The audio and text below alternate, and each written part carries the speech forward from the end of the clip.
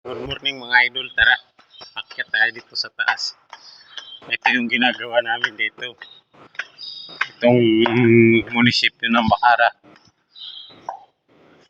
Yeah.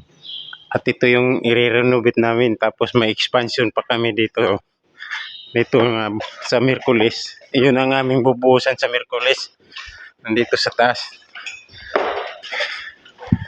Okay, dito muna tayo sa taas. Pasyal ko kayo rito sa taas. Yan, ito yung bubuhusan namin sa araw ng Miyerkules. Ngayon, linggo naman ngayon. Kaya dito muna tayo sa taas. Ito yung minanumano namin kahapon, no? Itong islab, yung itong nga ano na to. Yan. Ito yung minanumano namin na pang islab para sa Miyerkules makabuhos kami. Ito. Okay. Yeah. Ito yung inislaban namin kahapon.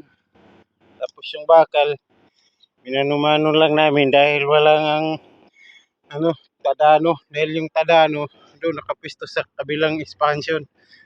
Ayun, doon nakapisto yung tadano, kaya ang hirap na naman niya idaan dyan. Iikot siya dyan sa may kalsada.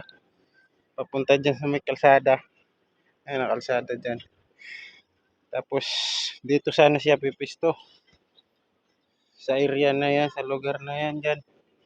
Hindi siya makapisto dahil nga mayroon din bakal sa baba. Yung nakaipon na yun. Yun ang bakal sa baba. Ngayon sa Miyerkules, ito yung aming apurahin bukas. Sa araw ng Lunes, Martes, Miyerkules. Siguro kayang-kaya na itong buhusan sa Miyerkules. Yan lang naman, no. 5 meters lang ang 6 meters lang ito papunta doon. Hanggang doon, 6 meters. Tapos ang lapad niya dito ay 540. Oo nga, 540 ito hanggang dito. Tapos yung habang pa ganun, 6 meters. Doon sa post-it. Ito po to cantilever dyan.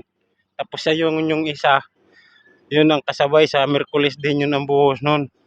Kasi nandun yung tadano, kaya doon mag-uuna. Tapos lilipat ng ganun dito ang tadano, kalsada. Ayan, punta dito.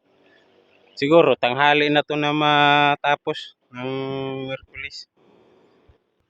Katapos ko lang rin maglaba, umakyat lang ako dito. Ngawang medyo tahimik naman pag-araw ng linggo rito.